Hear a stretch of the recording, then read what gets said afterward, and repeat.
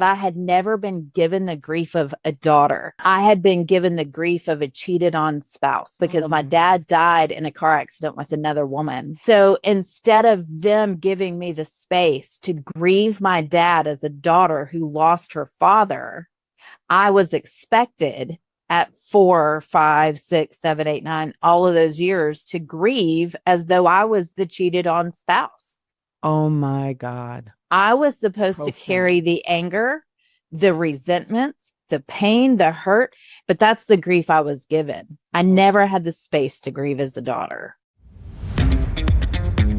Hey, guys, it is Alison. I am the host of your show, Alison Answers Mission Awake. I cannot wait to sit down with you today and go over how we are going to crush the mediocrity in your life that has been plaguing our society since the beginning of time. I cannot wait to have a real deal conversation that includes intelligence, fun, excitement, and real actionable steps to make a real difference in the life that you're living now and making it into something you can be damn proud of and excited to live. Sit down, put on your damn seatbelt, and get ready for the ride of your life.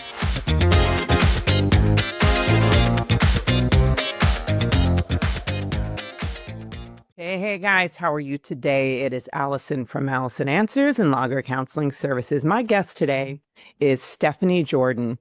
And Stephanie is an author, speaker, and mentor with a powerful, powerful personal story of transformation. She had to navigate through codependency, domestic violence, divorce, and widowhood as a mother of 5 children. And as an emerging champion of healthier boundaries, emotional well-being, her books include Believing in Boundaries and The Death Tsunami, as she speaks widely across the South and the Southwest. We are really looking forward to this kind of a conversation because this is my wheelhouse. I love to talk about people going from tragedy to triumph, and I'm really looking forward to our conversation. So without any further ado, here's the girl. Hey, guys, how are you today? It is Alison from Alison Answers and Lager Counseling Services. As I mentioned in the bio, I have Stephanie Jordan. And what's going to happen here is that this wonderful woman is going to show you the way out. So if you're in any struggle or any difficulty in your life, or if you find yourself in a place that just feels impossible, which who hasn't found that? And the younger you are, the more likely it will feel impossible.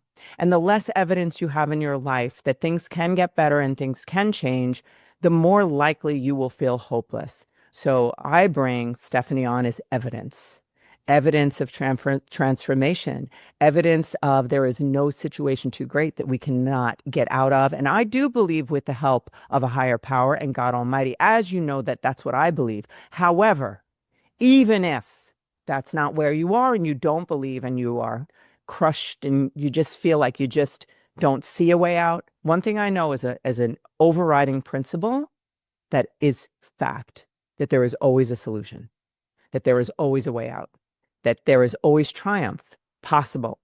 And that's why we have Stephanie here to support that. So Stephanie, welcome Thanks for having me. Yes, I'm really happy to have you. So would you begin by telling us kind of how the backstory, the experiences of loss of hope and struggle and pain, and then we're going to come to the moment or the many moments that you knew it was time to change, or to the moment where you knew it was time to soar. So tell us about yourself first. I like how you put that because you said the moments of pain and then the moments of like moving forward. And I think that's so real, right? Because it is moments of each that kind of contrast each other. And then you have another one, Yes. right? Yes. It's not just one.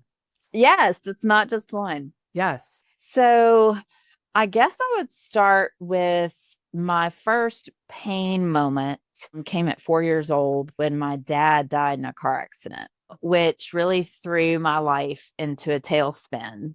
And my mom remarried 13 months later. And that was like its own trauma in itself, right? But she comes from that old school kind of generation where it was like to be a single mom was, you know, not, I mean, this was the early 80s, you know what I mean? Like that wasn't a prevalent thing happening at that time. And I think she just wanted everything to be normal again, right? In her own heart, she just wanted it to be normal. And having a man there is what made it normal. Yes. Except it didn't make anything normal for anybody. And so that was probably a second pain point. And I've never been good at playing reindeer games. I don't like to be told what to do. And if I think you're full of crap, I certainly will not abide by you in any shape, form, or fashion. And so, my stepdad did know how to handle that with me. And we were very volatile relationally. And so I came into my 20s pretty much a total disaster, just full of anger and hate. And I had gotten mixed in the punk rock scene. Praise God, he had always protected me from drugs and alcohol. I never used or drank or became an addict. I became a Christian at a young age, around 7 years old. And I always was close with the Lord. Through all of that, I just wanted control, right? And so I didn't trust God at all. I just wanted to have control of everything. And I only trusted me. The problem is that I didn't know that I had problems. Yes. And so I ended up marrying an alcoholic at 21. And my parents were teetotalers. I had never been around alcohol like at all. That was, in the punk rock scene, everybody was drinking and doing drugs and stuff like that. But I just thought they'd grow out of it. Like I didn't know about addiction, right? I had never experienced that in my own family. And so I married an alcoholic at 21 and let's see, that was in 99. And then he ended up beating me up after I found out I was pregnant with my oldest son in 2001. And I left him at that point and tried to work the marriage out for 2 years, but he never was going to get sober. He never did anything to try and help with his abuse tendencies or any of that sort of stuff. And after 2 years, God delivered me from that marriage and then called me into my marriage with my next husband, Jay, and we had 4 kids together and grew an incredible life. I opened a salon company in January 2012, and then the next 2 years were complete and total chaos. And we had baby 4 and baby 5, and in between that, I had emergency back surgery. And then in December of 2014, Jay unexpectedly passed away from hypertension. So there I was with 5 kids, 8-month-old, a 2-year-old, a 7-year-old, a 9-year-old, and a 13-year-old. Wow. And a dead husband and a business. And needless to say, I should have caved. Yes. It should have taken me under. I just woke up every day and did what I could every day. And I mean, I have to say, it was all God's faithfulness that we all survived, for sure. Right. Mm-hmm. So those were kind of huge pain moments that I Tremendous. shared. Yes. So in regard, I just want to comment on a couple of things. I mean, you can see the trauma, like how you ended up, you lose your father, suddenly, and then your husband also suddenly, right? I mean, you can see that path. One of the things I'm throwing out there, not even so much in regard to, just for anyone who's listening, because we do hear this a lot when a child loses one of their parents, and it could be that they lose their parent to, let's say, the system because the parent's using drugs or whatever, or in your situation, the parent dies. Now, the remaining parent very often is then lost too, because now the same parent isn't available to that child, and that child has all this loss and experience of probably losing both parents in different ways, right? And then very often a step parent comes on the scene. And now we see this very common. So now this step parent comes on the scene and is going to straighten out this child who has problems. But the child does not actually have the problem. The child has not been healed or Right. or seen or heard, or the grief hasn't been addressed. And they're not allowed to feel the feelings because the adults aren't comfortable with those feelings. And then Yes. they discipline this out of the child, or bring them to Logger Counseling Services and say, fix this child. And we know it's not the kid, no matter what they're doing. I don't care if they burn something down. We know it's not them. So now then I'm hearing, of course, then you marry this man who's an alcoholic. It just all of it makes sense in terms of the hurt, right? Yes. Where were you in 1980? Exactly. That It's such bull. I had to say it because I don't want anybody anywhere who has a little kid to not know this. Yeah. And one of the things I remember when my husband died, now my kids were older, but when my husband died, I remember someone who was actually my daughter, and she wasn't my daughter-in-law then, but my daughter-in-law's mother said to me, she said, when my dad died, I lost my mother too. She just said those words. I said, what do you mean? I said, she died too? She goes, no, but she was no longer did any of the things that they did together. And she was no longer the person she was. And it clicked in my brain. I said, you know what? No matter what, the beach didn't die. The sunset didn't die. I didn't die. My kids didn't die. So therefore, I'm going to live. I'm going to allow those things to live. So Yes. it's like, right? So anyhow, that's my 2 cents. Put that in your pipe and smoke it. All right, next. Well, you hit the nail on the head because I was not allowed to talk about my father Yes. at You know how all. many people do that? And do that.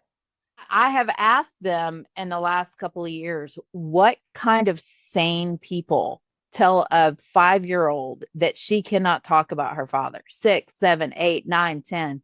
I wasn't allowed to have pictures. I wasn't allowed to talk about him. It was like they wanted him to magically disappear. Like half my DNA was just supposed to magically disappear, right? Yes. Because what you said, they couldn't handle the emotion. They couldn't grieve.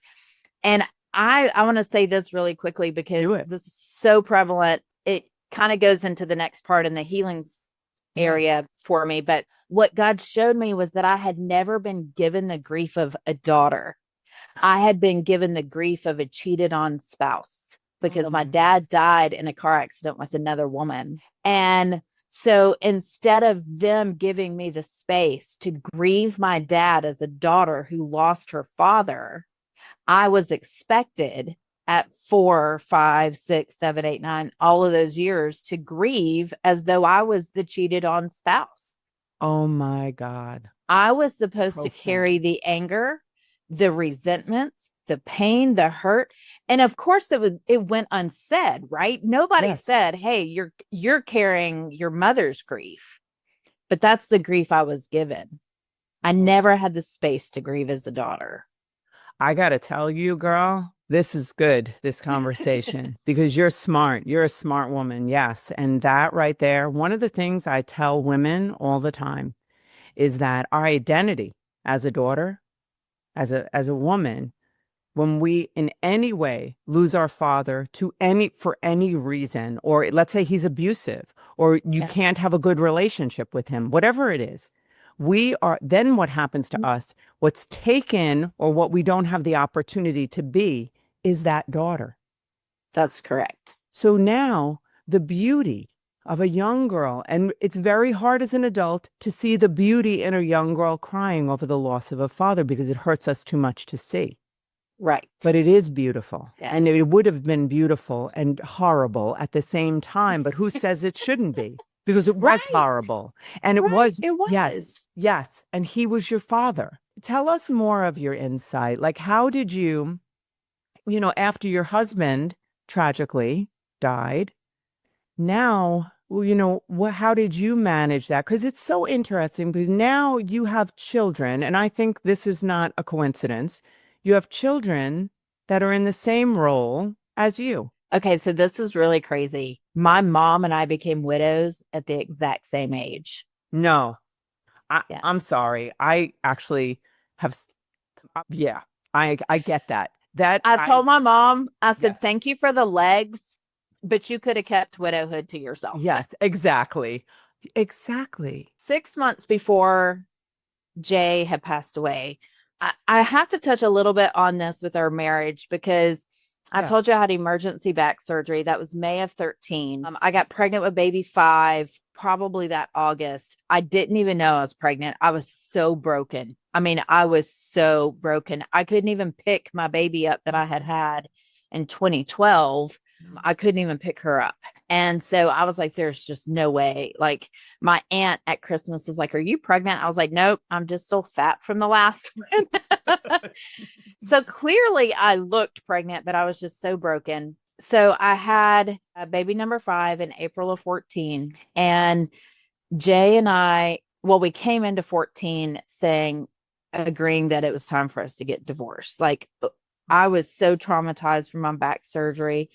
All of this was in my first 2 years of business, right? As owning a salon. So I had like, oh my gosh, just all this pressure, right? Pressure to run my company and do something with it and make it. And then I'm having these babies and then back surgery. And I was just traumatized. In June of 2014, Jay started praying with my kids every night to heal the broken little girl inside of me. And October of that year, we went to a conference.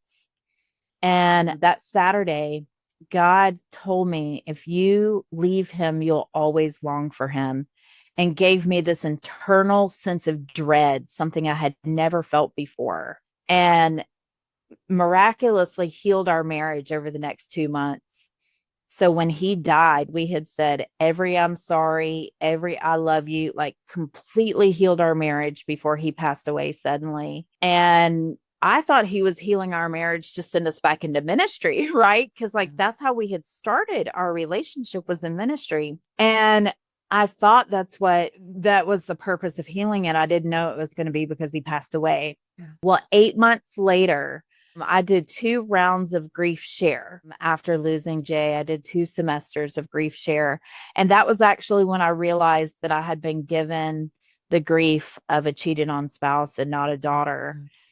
And at that moment, 8 months in, God started healing all of my deep, deep, deep spaces. And that began, all of these traumas that had happened to me began to heal.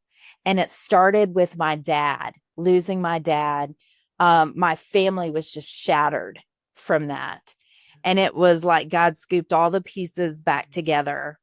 And I was able to forgive my dad for having an affair, because here I am, older than he was when he died. Yes. Or right about the same age as he was. He was 39 when he died. I was about 39 at that time, or about to be 39. And I realized that there was so much more to him than what I was given, right? That one mistake that he died in was not who he was as a person, and that he loved things and he didn't like things, and he had, he liked certain foods and he didn't like certain foods. And there was this whole human being of experience and life that I didn't know. Yeah. Right. And so I was able to forgive him that he just happened to die in one of the dumbest things he could have ever done. But that wasn't who he was. Yes. Can I say one thing and then I want you to keep going? Yeah. Basically, I tell people when they lose someone, especially like when people lose someone to, like, let's say an overdose or by suicide, or, some really like something, or like what you're describing, like, or they're doing something, a kid does something really stupid or something and they die, right? Or they're really depressed. I say that usually what people do when that person dies is they freeze the frame, they freeze that moment, and that becomes the identity that they're left with. Yes. But there's also like the identity that was there, right? And how God made them, but then also where they would have been, Right. like how they would have developed, how they would have grown, how would he have grown out of that? Just, and it's like, it's incredible it's so important not to do that. So that's all I wanted to say about that. So tell us more. Yeah. It's very insightful. I love the way that you say freeze frame, because that's exactly what happened. It was like that became all of him. And it was really unfair to do that. Back to the grieving cheated on spouse, right? That was the grief we were given. We were given that freeze frame. That was all we ever knew of our dad. Yes. And so I was able to forgive him, which was huge, because I had carried anger at him my whole life, betrayal, like all of these things that weren't even mine. He didn't feel that way about me. You know what I mean? Yes. He did cheat on our family because we were all there. But I also began to understand, because my personality is very similar to his, which I think is common. The daughter is more like the dad and the son more like the mom, And I ended up with this, like, I get it. I get why he cheated on my mom. Yeah. I was like, she's so boring. Like, she's so Is your mom boring. gonna hear this? She might, but she knows all of this. She knows all this, because you can tell I'm a loudmouth. Hi, Mom. We've had to work through this. Hi, Mom. We love you. I don't believe her. The sweetest lady on the planet. But she likes to live very safe. Got it. Which is very small. And I came out of the womb with 2 pistols loaded, ready to fight the world. Yeah. And that was how my dad was. My dad wanted adventure. He craved adventure and wanted to go and do. And he owned a lot of different businesses and was an entrepreneur and like had this brain of making things happen and go, go, go, go, go. And then, here my mom was like, let's not even touch the walls of the box. Let's just sit here quietly and let nothing happen. Right. Yes. And so I could see how that was conflict for him. Yeah. And I really thought becoming a widow would make me have sympathy for my mom, but it actually made me very angry with my mom. And it took me years of working through all of this that I'm telling you and my emotions with my mom to come to the place of forgiveness for her. What was it that you were angry? What were you angry at after becoming a widow? Was it the way she handled it? Is that what you mean with you guys? Yeah. Yes. Because here I had 5 kids, right? She only had 2 of us. Yes. And I had toddlers. Like I had an 8-month-old and a 2-year-old. And I really dug in to, so they say it takes 20 seconds for your endorphins, your attachment hormones to kick in a hug. 20 seconds. So I started deliberately hugging my children for 20 seconds. Beautiful. Now, let me tell you, I worked and Jay stayed at home. My kids were very, very close with their dad. We were kind of that modern flip-flop family. But we had so many kids, it gave me the freedom. Like the babies went to work with me when they could. And I would take care of the babies at work while I was doing hair and, my clients still old. And it was a family business, but he was at home to take care of them because paying for daycare is astronomical and all of that sort of stuff. So he was very close with the kids. And I had to develop attachments with them that I did not have up until that point. Wow. Yeah. And so I would hug them and I would literally count to 20. And it would be funny, like 20-second hugs are uncomfortable. Yes. If you've never done it before, I challenge you to hug somebody you don't normally hug for 20 seconds. It gets weird. Yes. I love that. Yes. And so like after about 5 seconds at the beginning, you would feel their arms drop to their sides. And then they're like, Mom, why are you still hugging me? Yes. Yes. It's so good though. It's so good that you did that. But over time, they would embrace the full 20 seconds as well. Yes. And to this day, I mean, I'm close with my kids. Like I tried. We have issues. There are problems. Like there was nothing perfect about any of this. I can tell you it was messy, messy relationshiping. Yeah. But I homeschooled the kids. I hired babysitters to come to the house. Like I did everything I could to keep them close, keep them safe, give them time to grieve. Yeah. Homeschool was great for grief flexibility because like if we were all just a meltdown, we could shut down. Yes. I homeschooled too. So I know what you mean. Yeah. Yes. It There's leaves so much room for grace. real life. Yes. Yeah. That's exactly right. And so I felt like my mom failed with all of that. She was looking at her own grief, but was veiled by it as though like she wasn't processing it. She started dating my stepdad 4 months after my dad died. Yeah. And because she has such a soft and gentle personality, he kind of pushed himself onto her, right? Yeah. I feel like if he had loved her genuinely, he would have made his intentions known and then he would have patiently waited on her. Yeah.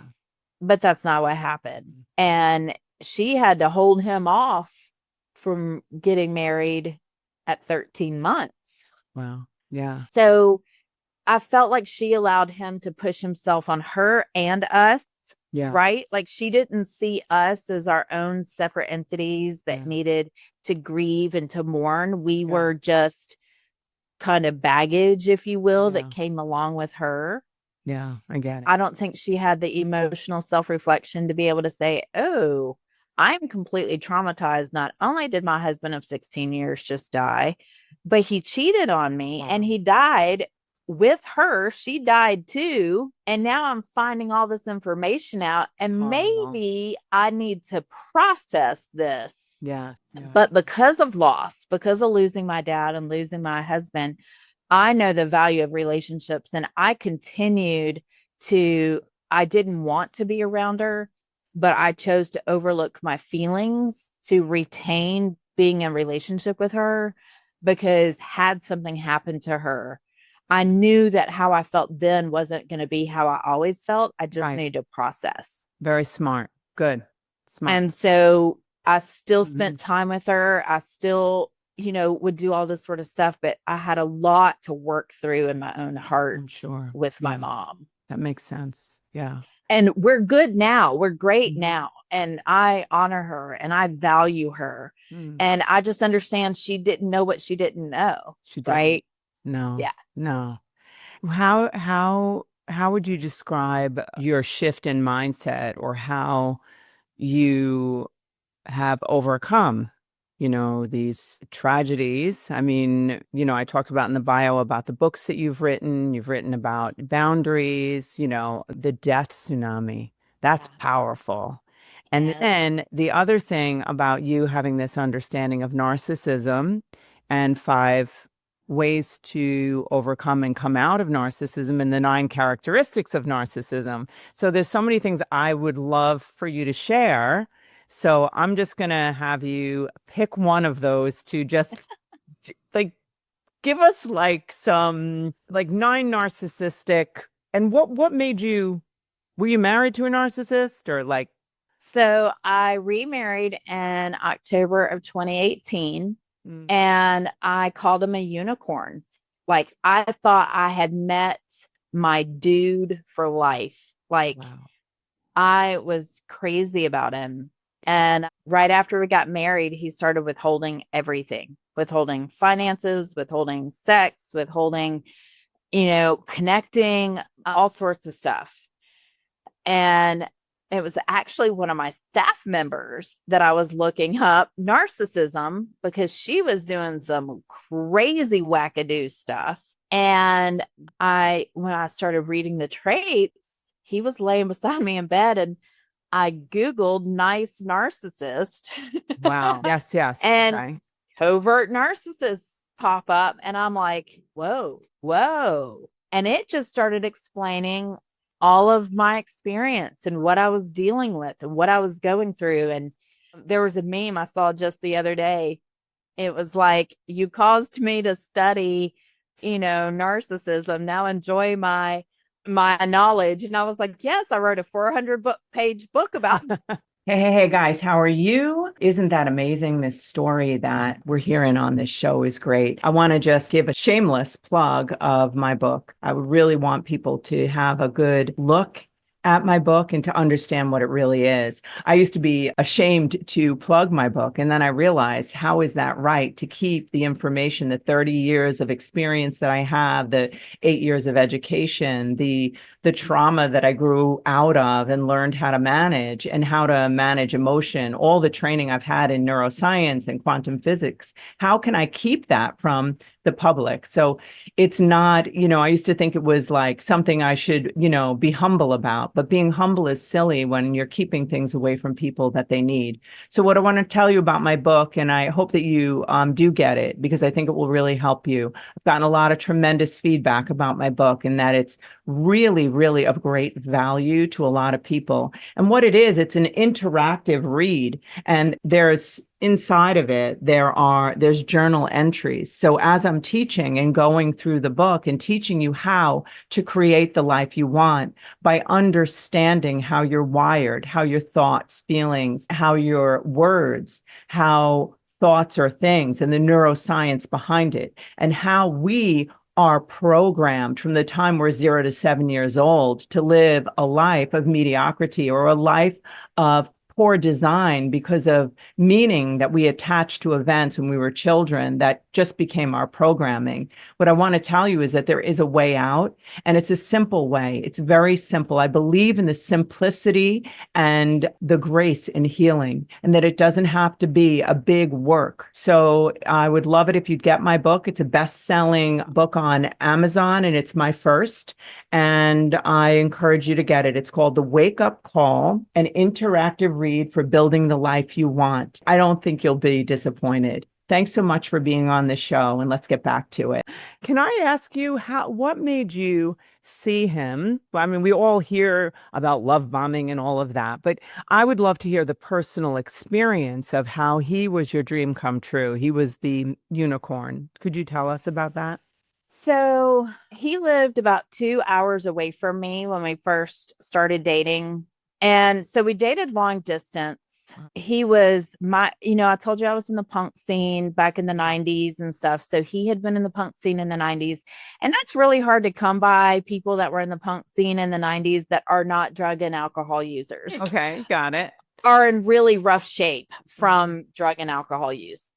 And he wasn't. He was kind of like me. I think we both preferred control over drugs and alcohol. He had 4 kids. He had a job. He had a nice house. Like, he looked good on paper. There's a movie on Netflix called that, by the way, Good on Paper. Really? And I was like, wholy cannoli. That's a very apt title. Yes. He looked really good on paper, and we got along really well. The moment he took my hand on our first date, I was like, it felt like coming home from a long vacation.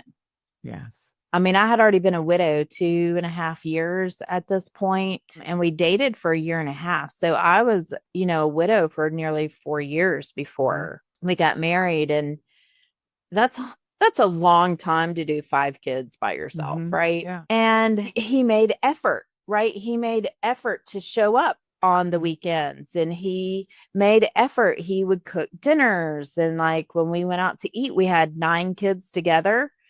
And so there'd be 11 of us at a meal, and we'd split it halfway, which meant he was covering some of my part, and there wasn't an expectation of him covering all of it. I had a successful business. I could pay for myself, but when we went out, when it was he and I, he always paid.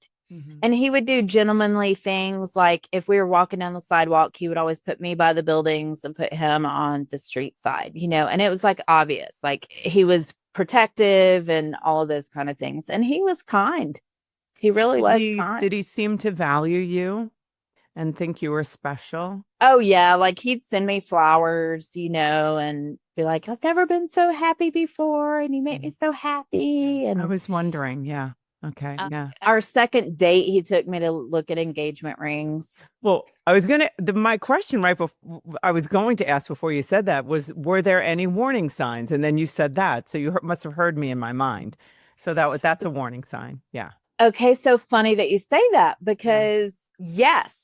And I'm going to tell you one of the more obvious ones because that one was not an obvious sign to me. I did think it was a little bit awkward because we really hadn't talked about it. Yeah. The most obvious sign, and I can still see it in my head to this day, we were going to the creek with all the kids and stuff, and he got angry about something. And he was walking out of the laundry room, and I was standing here, and he was walking toward me, and I was like, it's okay, it's no big deal. And he walked straight past me without even looking at me. And I remember thinking in my head, I can't reach him. Yeah. And that was something I overlooked. And then another situation, we had gone camping with all the kids. See, we were doing all this fun stuff as a family prior to getting married.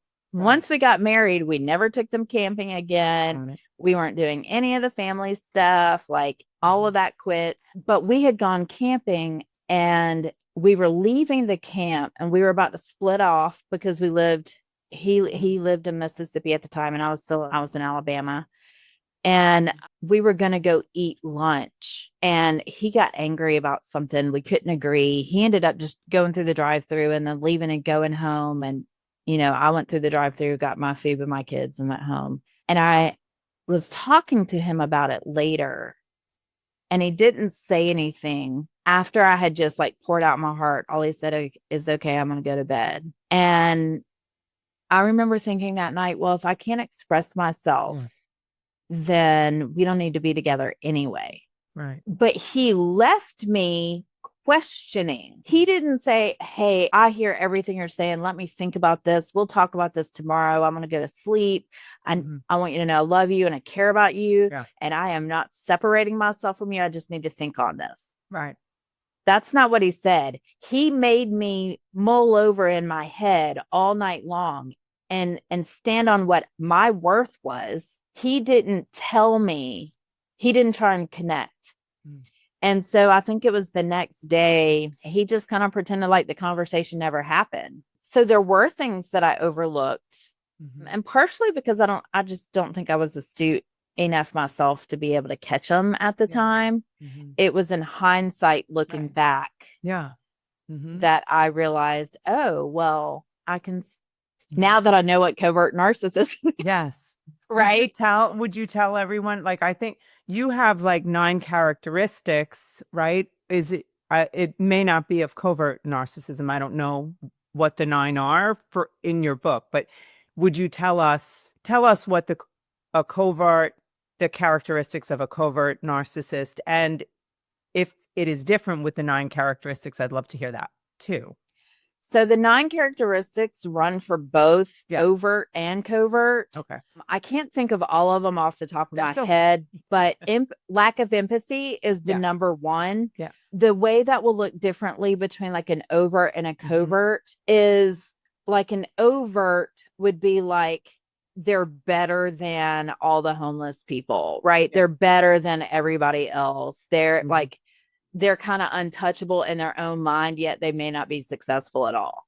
Right. With a covert, you'll never hear them say anything. They just are delusional to their own reality. So for example, my ex, I didn't know at the time when we were dating that he was basically living off of his ex-wife.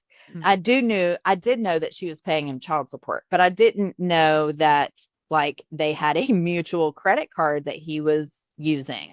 Wow. And she was paying for.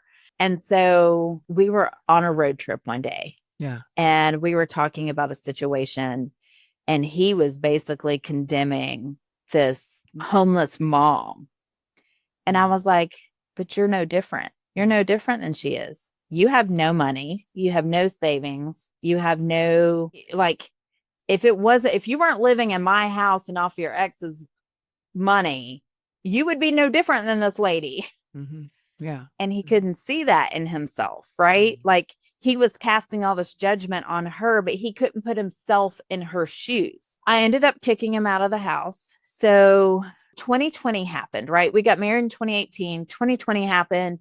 Everything was crazy. I ended up closing my salon. And that November 2020, we launched a motorcycle company. July of 2021, he had a hypertensive crisis, which is what my late husband died of. And I thought I was going to find him dead for 2 weeks straight. And it threw me into PTSD. I don't even know how to describe it. I couldn't find a feeling. Everything just felt huge. Yeah.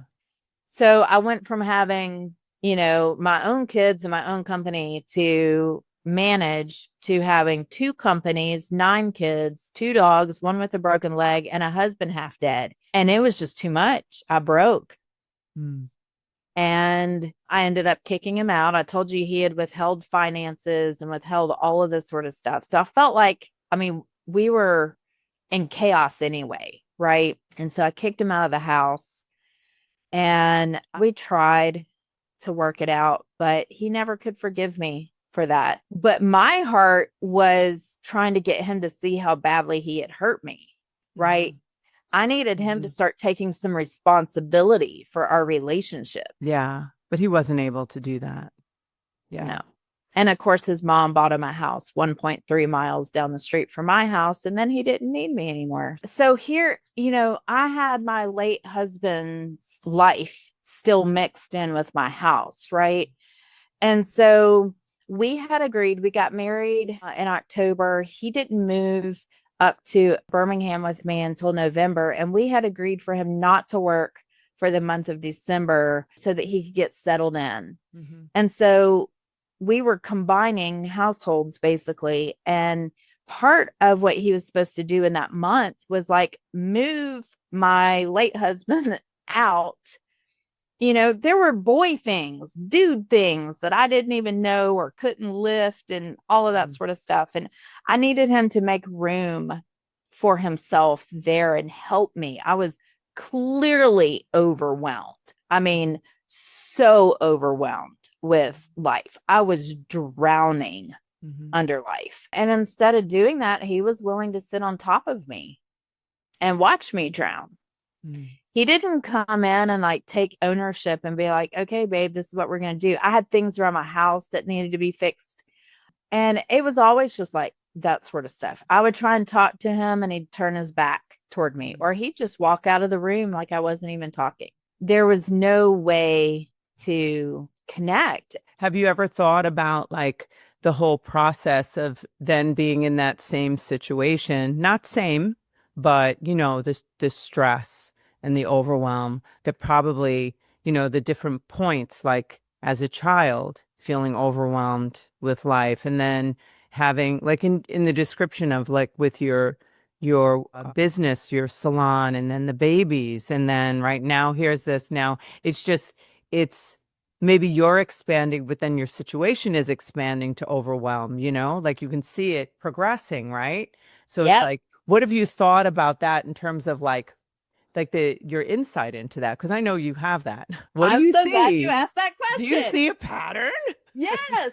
Oh, And I yay, a realized pattern. We love patterns because when you see them, you can change them. Yes. Okay. So what did you see? I realized is that my stepdad is a covert narcissist. Okay. So you were mimicking this. Behaviors are like, match point by point by point by point. If I give you one about my stepdad, I can match it exactly with him. So right. Let's do something else. You ready? Yeah. So this is the thing that people don't do. So they can match the behaviors, because I'll have people do a relationship history. Yes. And then you'll be able to see the patterns between the similarities. But then I asked them the other question. How were you emotionally the same, even if the situation was completely different? What did it bring up in you each time, each bump, right? You're experiencing something, right? What was the common denominator for you? Because we get drawn back into situations in order to resolve them internally. Yes. Yes. That's right. Yes. So saying that, so when my husband passed away. God met me in the valley of the shadow of death and healed stuff with my biological birth dad. Yeah. Then through this narcissistic relationship, God has begun to peel back my childhood with my stepdad. Amazing. And I was able to heal so much. It got ugly first, though. Let me just tell you, sister. How? Tell me. Got so ugly. What happened? Well, once I started realizing the behavior patterns, that was such a huge light bulb moment for me. Yeah. But I could also understand why, like, there was no attachment during my childhood, and like why everything. My oldest son says this the best way. He said, my parents, his grandparents, my parents, living with them is like looking at a Norman Rockwell painting with a Pablo Picasso mind. I get that. Holy, yes. Is that not the best description you've ever heard? It's a great one. It's fantastic. Yeah. I said, yes. I said, everything about my childhood looks so perfect, so normal, so average, so middle class suburban life. Yes. But nothing was normal about it. Yes. And I was scratching and climbing and clawing my way, trying to figure out where truth lies. Because you feel crazy. Because you feel crazy. Yes, ma'am. It wasn't too long after that I started working with a counselor. And I love something she said to me. She had so many incredible nuggets. Like, I just so value her and her work. But she said to me, she said, just because you were set on a path that maybe you were never given doesn't mean you have to walk it. 100%. Love that. And I was like, oh, sister, I'm cutting through the bushes. Like, we are done with this. Yes, I love that. That's true. Yeah. But I had to work things out more with my mom, right? Because my mom I had resentments about her bringing in this chaos into my life, her not protecting us. That was her responsibility. Yeah. Her knowing that things were not normal and healthy, yet she dealt with it and she put up with it and she thought she was doing the right thing. And she said something to me one day. She said, I feel like you blame me for everything. And I said, no. I said, I only blame you for your part of it. I said, you were not responsible for them and what they did, but you are responsible for the fact that you didn't protect us. 100. That's yes. And so, like I said, we've had to work through this. She has had many, many hard conversations with me as I began to heal from these situations. But it's because of her agreement to hide the problem. Yes. Yeah. She even said to me, I mean, like, while I'm dealing with all this, I mean, when I tell you I'm like close to mental meltdown dealing with all of this sort of stuff, because talk about peeling out the layers of your life, right? She said, don't forget everything we've done for you. Oh, yeah. And I was like, oh, what you did for me was because you were a parent. You didn't do that for me to overlook your poor behaviors. And let me just tell you this. This was one thing I really had to deal with my mom. She said to me in the summer of 2016, the only marriage problem we ever had was a blonde hair, blue-eyed little girl. Oh, God almighty. And I went to the bathroom and I started bawling. Of course. I mean, that felt like a stab to my heart, right? Yeah. So after years of processing that statement, that's tough. That's rough. I came back and I said, Mom, you said this to me. I said, but I was the child. Yeah. It was never my responsibility to make your marriage happy. No. And it was never my responsibility to make anything easy for you. Yeah. And that was freedom for me, because those type of words, like, it's a miracle. God had to be keeping his hands on me not to become an addict and alcoholic with everything I'm telling you. Yeah. I mean, that because to want to cope and get away from all the pain is so real. Yeah. Mm-hmm. But God just kept his hand on me, and I never did cope with it that way. I had my own unhealthy coping mechanisms, like codependency. I loved what you said, that here is this other relationship that comes along that now was the helpful agent to help you heal from your stepfather. Because I think a lot of times when we have very hard times, or we meet people and then it turns out badly, let's say, in a situation like that, to understand that those things can be an opportunity for growth. Yes. And like, I thought of that with your husband's death. It allowed you to grieve in a different way, not just for Yes. him, but also so much of the different kind of healing. So what do you see? Like, do you feel like you're still in that process, or how would you encourage someone else? I mean, there are people probably who listen who are possibly in a marriage or a situation with a true narcissist who basically they're a hostage. They don't, like the elephant with the little rope on their leg that they can get out, but they don't see, and very scared and possibly in danger. Like that's a real thing, like a real danger. So like, what would you say to them, or what? So yeah, I'm going to try and remember all 5 steps that I have listed at the end of my book. Yeah. So the first one is you have to quit trying to understand why they do what they do. That's good for any difficulty. Right? Yes. Yeah. Because you'll never get it. It will never make sense. You can pick it apart in any direction. It's never going to make sense. Why they don't care about you, why they don't love you, why they gaslight you. It's never going to make sense. So stop trying to get it to make sense. Secondly, take responsibility for your part. Beautiful. Every relationship takes 2 people. So you have a part in this relationship. It's not all of them. Yeah. What did you overlook?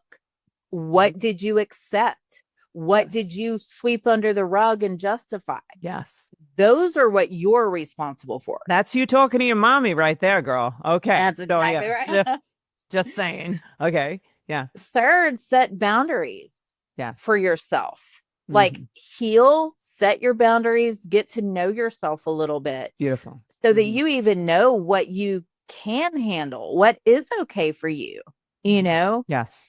I'll give you a perfect example of something I told my mom about my childhood. So we would go to a party and my stepdad would want to leave and he would sit in the car and honk the horn until we got out there. And I told my mom, I said, had you had a healthy marriage, you would have discussed before you ever even got to the party. Yes. Like, do we need to take 2 cars so you can leave early?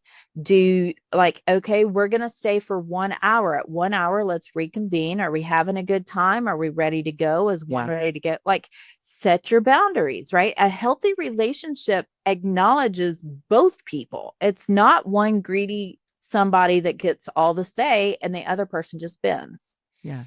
So if you're always having to bend, you're not in a relationship. That's not authentic. You're just with another person. Then another one is, what is your definition of love? Do you even know what love is? What is your value of love? Yes. Because if you don't even know what love looks like. Yeah. See, I didn't grow up knowing what love looked like. I knew what narcissistic love looked like, where one person bossed the other one around and the other one gave. I knew what codependent love looked like, to always just give and think you can just give yourself stupid until they change. Yeah. I knew what broken love looked like. So I had to define, and for me, being a Christian, I had to define what love looked like according to God. Yeah. And God's love is not brutal. God's love is not destructive. God's love is not painful. Yes. So I had to redefine my definition of love. And then 5th, know my own value. That's good. To God, there's infinite value, right? But I'm only valuable to a relationship to my own brokenness.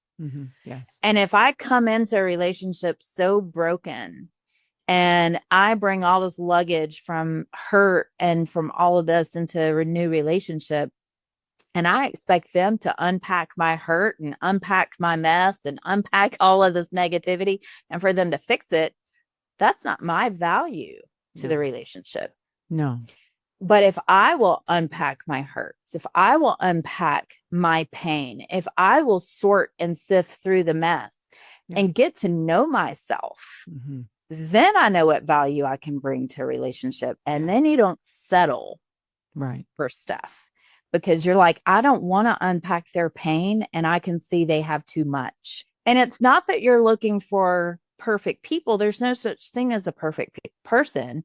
It's the concept of like, okay, this person is willing to unpack with me. Because if they've unpacked some of their stuff on their own, then they'll be willing in a relationship to unpack the stuff you create together. Yeah.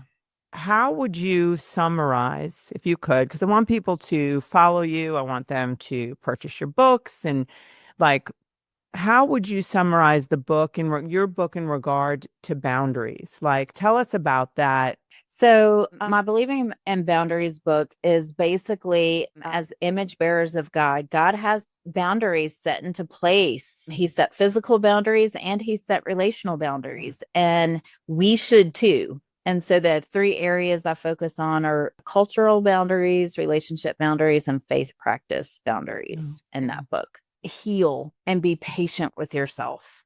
Healing takes so much time, and it is worth every single bit of effort. And in my understanding, healing looks like a disaster at first. And so you're going to want to run because it seems like everything's getting worse, but it's like spring cleaning your life.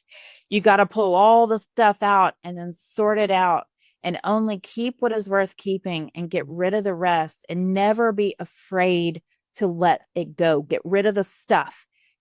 Throw everything away that's attached to an ex. Get rid of every single piece of furniture that is attached to your family if your family is toxic. Get rid of the stuff. Get rid of your emotional stuff and take the time to heal. If it takes you 10 years every day plugging away at it, it will still be the best 10 years of your life when you get to the other side. Yeah. Never give up hope. So my website is www.thestephaniejordan.com. And my books are also on Amazon. You can get them on Kindle. If you like Kindle, please leave me a review because that's super helpful for authors. TikTok, Instagram, Facebook, and LinkedIn as The Stephanie Jordans. You can find me any of those places. And, you know, I love to hear stories. So feel free to share with me your journey to healing. And I'm happy to encourage you along. I love that. On that journey. Cool. It's very cool. Anyone out there, just don't quit before the miracle happens. Don't quit. Don't quit. You don't ever want to quit because your miracle's just around the corner. And it's like, we just never know where it is. I just want to thank you so much for being here. You're a blessing to everyone who hears you. And I love you. And I feel like we are now fast friends. Thanks for having me. I've so enjoyed being here. Yeah, I loved having you. Bye-bye, hon.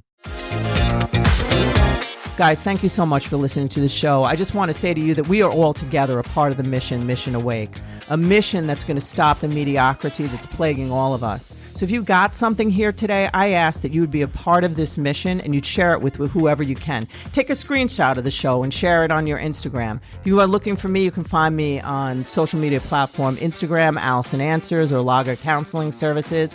And give us a review and subscribe if you could to YouTube, Alison Answers. That's where you're going to get a lot of content. I drop stuff every day, goofy stuff, all different kinds of stuff. 5-minute videos that just get you moving in your day. Have a great week. See you next time.